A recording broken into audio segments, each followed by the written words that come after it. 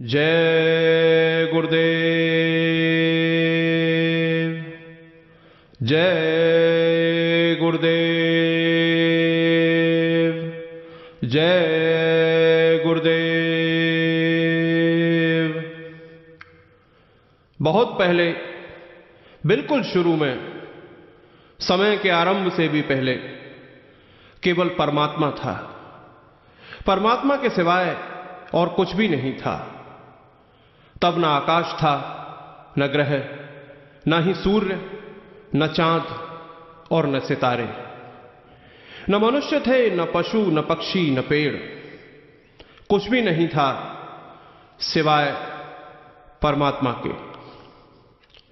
परमात्मा प्रेम का एक अलौकिक प्रकाशमय सागर था।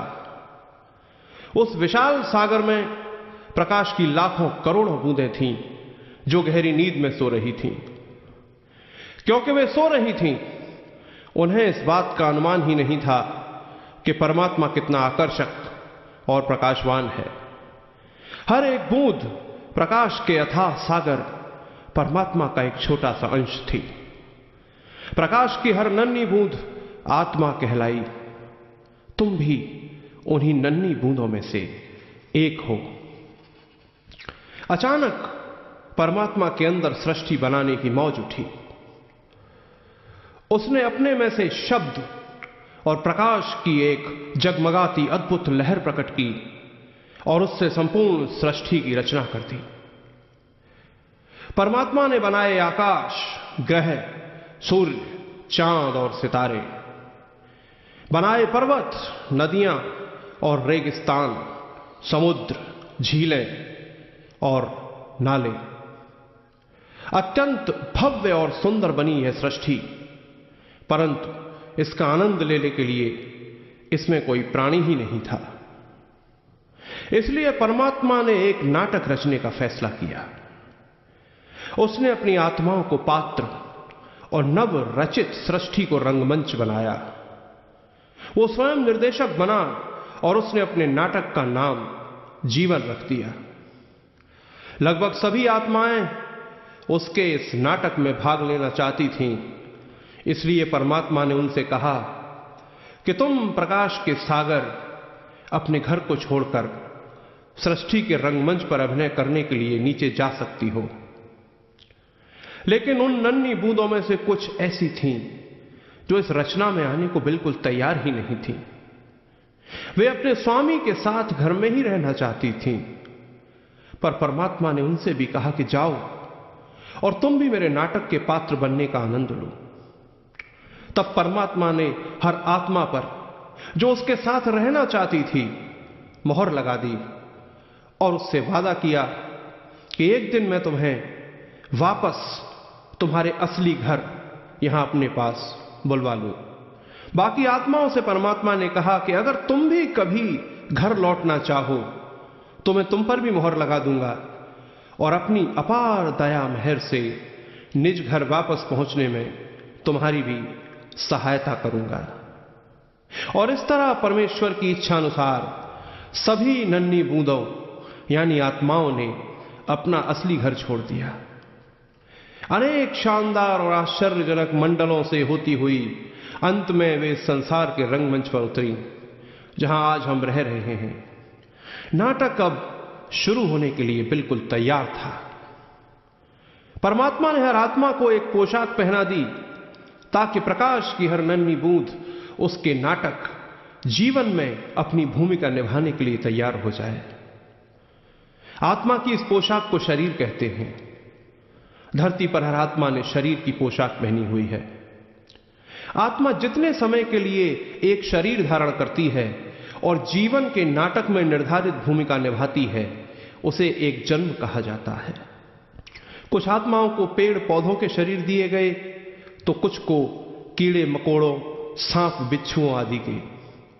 कुछ आत्माओं को परमेश्वर ने मछलियों और पक्षियों के शरीर दिए और कुछ को पशुओं के। कुछ आत्माओं को उसने दी सबसे अद्भुत दात, मनुष्य शरीर। शरीरों की पोशाक पहने आत्माएं भिन्न भिन्न दिखाई देती हैं, पर अलग अलग शरीरों में छिपी वे सब प्रकाश और प्रेम की एक सी नन्ही बूंदें हैं। हम सब एक ही परिवार के सदस्य हैं, क्योंकि एक कुल मालिक परमात्मा ही हम सबका पिता है। हमें हर प्राणी के साथ दया, नम्रता और प्रेम का व्यवहार करना चाहिए, क्योंकि हर प्राणी के अंदर आत्मा का वास है। संसार में जो भी जीव हमें दिखाई देते हैं, उन्हें 5 श्रेणियों में बांटा जा सकता है। अगर उन्हें एक सीढ़ी पर देखें तो वे इस प्रकार दिखाई देंगे। हम मनुष्य सीढ़ी के सबसे ऊपरी डंडे पर हैं, क्योंकि हम समझ सकते हैं कि हम आत्माएं हैं, प्रकाश के महासागर की बूंदें हैं, केवल नाटक के पात्र नहीं। मनुष्य के सीढ़ी पर सबसे ऊपर होने में एक और भी अद्भुत रहस्य है, जिसका तुम्हें जल्दी ही पता चल जाएगा। पशु सीढ़ी के चौथे डंडे पर हैं। वे मनुष्यों से नीचे हैं, क्योंकि वे ये नहीं समझ सकते कि वे आत्माएं हैं। पक्षी तीसरे डंडे पर हैं।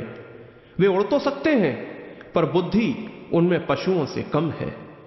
मछलियां, सांप, बिच्छू, कीड़े मकोड़े आदि दूसरे डंडे पर हैं। उनमें पक्षियों से भी कम बुद्धि है। पेड़ पौधे सबसे नीचे हैं। वे सबसे निचले दर्जे के जीव हैं। वे न तो सोच सकते हैं, ना ही अपनी जगह से चल सकते हैं। यह आत्मा ही है जो शरीर को जीवित रखती है, इसे भागने, दौड़ने, उछलने, कूदने, तैरने और उड़ने योग्य बनाती है। जब नाटक में आत्मा की भूमिका समाप्त हो जाती है, तो वो शरीर की पोशाक उतार देती है। तब शरीर की मृत्यु हो जाती है, वो निर्जीव हो जाता है, न सांस ले सकता है, न हिलडुल सकता है। पर आत्मा कभी नहीं मरती। तुम्हारी आत्मा परमात्मा की एक प्रकाशमय बूंद है, इसलिए वास्तव में तुम सदा जीवित रहते हो। क्या तुम जानते हो कि जब आत्मा शरीर की पोशाक उतार देती है, तब वो कहां जाती है? वो नए शरीर में एक नई जिंदगी शुरू करती है। उसे सृष्टि के रंगमंच पर एक अन्य भूमिका दे दी जाती है और एक नई पोशाक पहना दी जाती है। इसी को जन्म कहते हैं। आत्मा किसी भी प्राणी के रूप में जन्म ले सकती है। हो सकता है कि एक जन्म में तुम सेब के वृक्ष की भूमिका निभाओ और दूसरे जन्म में बाघ या मछली की पोशाक पहनो। यह भी हो सकता है कि तुम एक हिंदुस्तानी लड़के या एक अमेरिकन लड़की की भूमिका निभाओ। परमेश्वर यह देखकर प्रसन्न होता है कि हर आत्मा जीवन के नाटक में उसकी दी हुई भूमिका को खुशी खुशी स्वीकार करती है। जीवन का नाटक एक विशाल चक्र जैसा है। अभिनय कर रही आत्माएं इस चक्र में घूमती रहती हैं। एक शरीर से दूसरे शरीर में चली जाती हैं, एक पोशाक उतारकर दूसरी पहन लेती हैं। इस तरह से वे अपनी लाखों करोड़ों जन्मों में अलग अलग भूमिकाएं निभाती हैं। परमात्मा ने अपना नाटक इस ढंग से रचा है कि यह एकदम वास्तविक लगता है। इसलिए उसकी आत्माएं ये बिल्कुल भूल जाती हैं कि वे केवल अभिनय कर रही हैं। कभी कभी जीवन में जो घट चुका है या घटने वाला है, उसके बारे में उन्हें चिंता होती है, पर जो होता है उसके बारे में परमात्मा चिंता नहीं करता, क्योंकि वो निर्देशक है और जानता है कि जीवन केवल एक नाटक है। परमात्मा अपनी आत्माओं को सुंदर ढंग से नाटक खेलते देख खुश होता है। इसलिए उसके खेल का आनंद लो। नाटक में जो कुछ भी तुम्हारे साथ हो रहा है, उसमें खुश रहो और निर्देशक के प्रति कृतज्ञ रहो। जब कभी कोई दुखमय या कठोर दृश्य आए, तो याद रखो कि तुम केवल एक भूमिका निभा रहे हो। वास्तव में तुम आत्मा हो, परमात्मा के ही प्रकाश की एक निर्मल बूंद। इसलिए उसका प्रेम, उसकी शक्ति, उसका गौरव सब कुछ तुम्हारे अंदर है। परमात्मा से बातें करो, उसका प्रकाश अपने अंदर महसूस करो। ऐसा महसूस करो कि वो तुमसे प्रेम करता है और तुम्हें नाटक में अपनी भूमिका भली भांति और साहसपूर्वक निभाने के लिए आवश्यक शक्ति दे रहा है। इसी को परमात्मा पर विश्वास कहते हैं। यदि तुम उसे सदा याद रखोगे और उस पर विश्वास करोगे, तो अपने अंदर खुशी महसूस करोगे, चाहे जीवन के नाटक में कुछ भी होता रहे। जब परमात्मा चाहता है कि कोई आत्मा घर लौट आए तो वह उसके अंदर गहरे अकेलेपन की भावना जगा देता है और उसे ऐसा लगता है कि जैसे उसका कुछ खो गया हो। यह परमात्मा का आत्मा को याद दिलाने का एक निराला ढंग है कि उसका असली घर इस संसार में नहीं बल्कि प्रकाश के सागर में है जहां से वो आई है। मनुष्य शरीर को इतना महत्वपूर्ण इसलिए माना जाता है क्योंकि केवल इसी शरीर में आत्मा परमात्मा का नाटक सदा के लिए छोड़कर अपने घर लौट सकती है। परमात्मा ने हर मनुष्य के अंदर एक अदृश्य और गुप्त द्वार रखा हुआ है। यह द्वार एक गुप्त मार्ग की ओर खुलता है जिस पर चलकर आत्मा अनेक आश्चर्यजनक मंडलों में से होती हुई प्रकाश के सागर परमात्मा तक पहुंच जाती है। और ठीक वैसे ही जैसे परमात्मा ने शुरू में वादा किया था, वो दया और प्रेम से परिपूर्ण अपनी परम शक्ति को नीचे संसार में भेजता है ताकि वो मोहर लगी आत्माओं को ढूंढकर उनको निज घर वापस ले आए। इस परम शक्ति को सतगुरु कहते हैं। सतगुरु ने हमारे तुम्हारे जैसा ही मनुष्य शरीर धारण किया होता है, पर सतगुरु वास्तव में प्रकाश के सागर परमात्मा की एक अद्भुत लहर होता है। वो जीवन के नाटक में से मोहर लगी आत्माओं को चुनकर घर वापस ले जाने के लिए ही संसार में आता है। ये आत्माएं सतगुरु की ओर इस तरह खिंची चली जाती हैं जैसे मधुमक्खियां शहद की ओर। सतगुरु हमें हमारे असली घर के बारे में बताता है और हमारे अंदर परमात्मा का प्यार भर देता है। जब कोई मनुष्य सच्चे दिल से प्रकाश के महासागर में वापस जाना चाहता है तो उसे सतगुरु इसकी युक्ति सिखा देता है। उस आत्मा को वो अपनी आत्मा का स्पर्श प्रदान करता है जिसमें दोनों प्रेम के अटूट बंधन में बंध जाते हैं। सतगुरु उस आत्मा को घर वापस पहुंचाने का वचन देता है। सतगुरु उस मनुष्य को सिखाता है कि कैसे आंख बंद करके शांत और स्थिर बैठकर प्रेम पूर्वक परमात्मा को याद करना है। ऐसा करने से वो कुछ समय के लिए जीवन के नाटक में अपनी भूमिका के बारे में सब कुछ भूल जाता है। उसका मन इतना शांत और स्थिर हो जाता है कि उसे अपने अंदर परमात्मा के घर से आ रहे शब्द की लहरों की अद्भुत संगीत सुनाई देने लगता है और उस शब्द धारा का चमचमाता प्रकाश दिखाई देने लगता है जो महासागर परमात्मा में ही वापस जा समाता है।